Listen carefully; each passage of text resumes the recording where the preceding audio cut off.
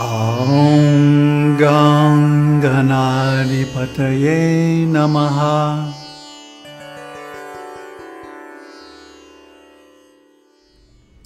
Namaste. So I'm going to pick up right from where the last video left off. There is a choice. You can assume the reality of materialism, which leads to voidness, emptiness, nothingness, non-existence. Or you can accept the view, you can assume that I am Brahman, which leads to illumination and happiness and enlightenment. It's up to you. It's an assumption you make. It's just a way that you look at things.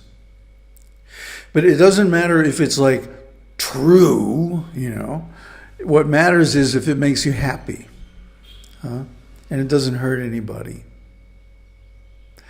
So anyway, and by the way, it's true. But what's happening here? The Buddha called it a cascade. When the brain or mind seizes on one thought, and then a whole slew of related thoughts branches off from it. Well, that's how the mind works. In ordinary consciousness, the mind grasps onto this thought, I am. And then builds a whole artificial world out of that. So why not just turn the process around and say, I am Brahman. I am the all. I am it. And then go from there to build on that as an assumption. What kind of world do we build then? That's exactly what Ramana Maharshi is coming to tell us. Well, what I want to look at here is the psychological phenomenon this is built on, based on, and how it works. Okay.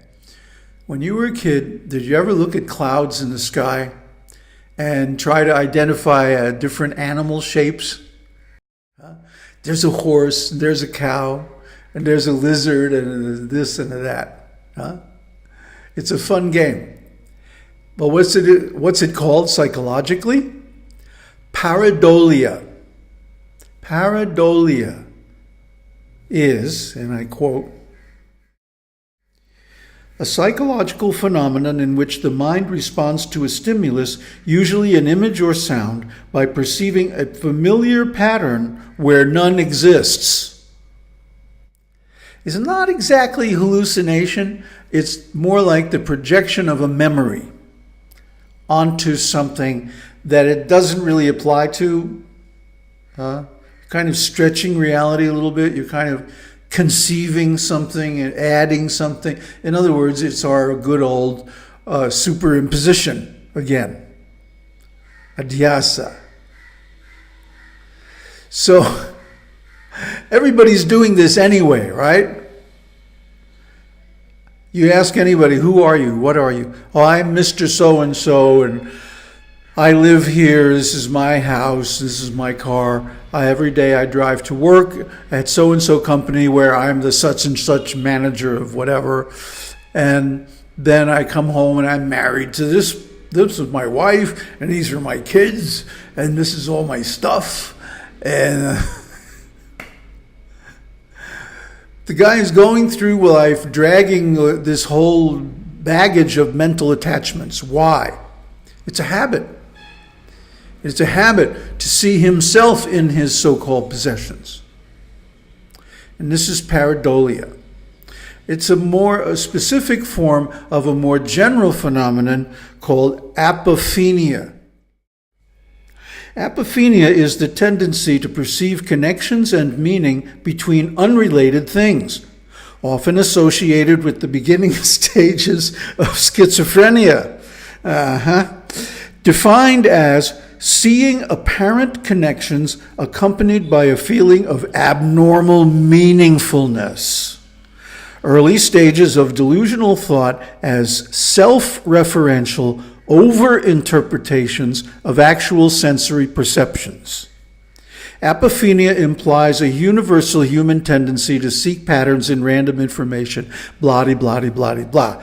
But what is it? Good old projection again. You are creating something, you're seeing something that's not there and overlaying it on the actual background. This is superimposition, adhyasa. It's maya. It's crazy. It's nuts. It's not true. But we believe it to be true, and when enough people believe the same nonsense to be true, then it may as well be true for all practical purposes in this crazy world. So we are all suffering from a bad case of Apophenic pareidolia. What does it mean, Doc? Can I get an operation? Can I have my paraphenia out? Well, actually, yes. But you have to do it yourself. It's called meditation. It's called sadhana. First of all, you have to see it. Look into yourself and observe this phenomenon going on in your own mind. That you are assuming the existence of an I. Where is that I exactly? Where is that mind again? Where did you stash it? Is it here? Maybe in there somewhere? Take a look. No, you can't find it. You go look for it. You won't find anything. What you'll find is thoughts and thoughts and thoughts. And the thoughts have certain patterns. And one of those patterns is I am. And that happens to be the fundamental pattern. So what we simply are going to do is replace I am, the fundamental pattern I am, with the fundamental pattern aham brahmasmī. Same process. In the beginning, it takes effort. It takes an effort of will to stop one process and replace it with the other. But after a while, it becomes habitual and you start to live from that assumption. Just like in the past, we would live from the assumption that I am, I exist as an individual. Now we live from the assumption that I am, I exist as the source, as Brahman, as pure consciousness alone. And even beyond consciousness, we exist as awareness without any object, without the need for an object. Consciousness needs an object. It's part of duality. But the non-dual self has no object. It has no second. It's one without a second. There is no other thing in that world, in the highest truth. But we're on the second level down. Vivartavada. So to us there is a world, and we acknowledge it, but we see what it really is. It's just the mind tricking itself into thinking that it has things and that it is an individual. See, the minute you make a division, a difference between I and other, between the first person and the second person, I and you, and the third person, he,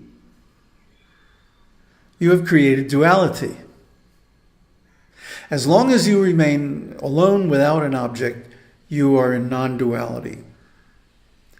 And that's just like deep sleep. That's why it's turiya.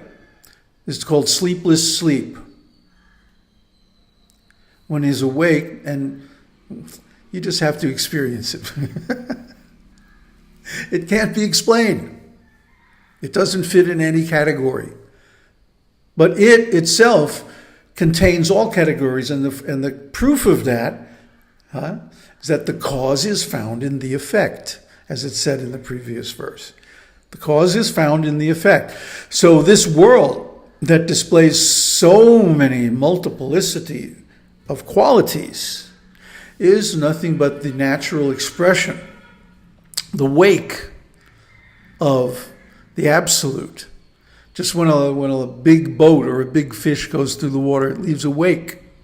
The wake is not the boat, but the wake reveals the boat by how big it is, how fast it moves, and stuff like that. So in the same way, when we contact Brahman and realize, oh, this is me, this is the self. I've been looking out there in the world for self and not finding it. Because remember, the world has three attributes. It's temporary, impermanent. It's suffering or unsatisfactoriness. And it's not self. Everywhere, everything we look at, which is different from us, is not self, right? So anything which could be an object of consciousness, therefore, is not self, is other. And pretty soon we're looking everywhere and all we're seeing is other, and we start to feel really alienated. And we think that life is meaningless and so on. And that simply comes from looking outward. But as soon as we turn inward and look at ourselves as Brahman, pure consciousness, then we lose interest in the mind. Somebody was asking me how to stop the mind or how to destroy the mind. I was saying, no, you don't exactly destroy it. You just don't give it any attention. You find something better to do, more interesting, more beautiful, more true.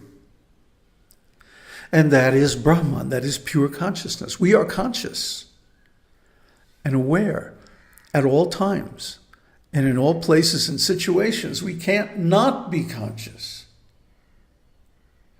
So when we simply observe this consciousness and watch it mirror all these amazing qualities, we know that consciousness itself must be the cause, must be the source, must be the creator of all of these other qualities. Do you see it now? You get the logic? Because I am aware.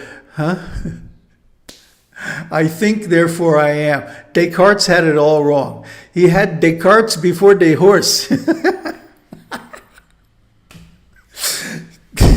Descartes says that I think, therefore I am. No, I am, therefore I think. I am, and my I am being conscious and consciousness alone is the source of all the myriad qualities that we see reflected in it. Otherwise, well, where do they come from? Just like a mirror has the ability to reflect all colors. Any color you put in front, any shape, any form you put in front of a mirror is reflected more or less accurately depending upon, how optically correct the mirror is. But the principle of the mirror is to simply reproduce what's out there. That means the mirror has intrinsically the ability to reflect any form, any color. So in a sense, it possesses those qualities itself. It is the cause of the reflection. Sometimes you can see an object in a mirror that you can't see otherwise, around a corner or through a periscope or something like that. So what does that mean? It means the mirror actually, leads you to the object or connects you with the object. It has that quality. Similarly, consciousness also reflects exactly what is put in front of it. And how do we put things in front of it? By our attention. To what we give our attention determines our state of consciousness. So if we give attention to objects, we'll see objects. But if we give attention to Brahman and consciousness, then things start to get interesting. Aung Tat Sat. Aung Harihi Aung.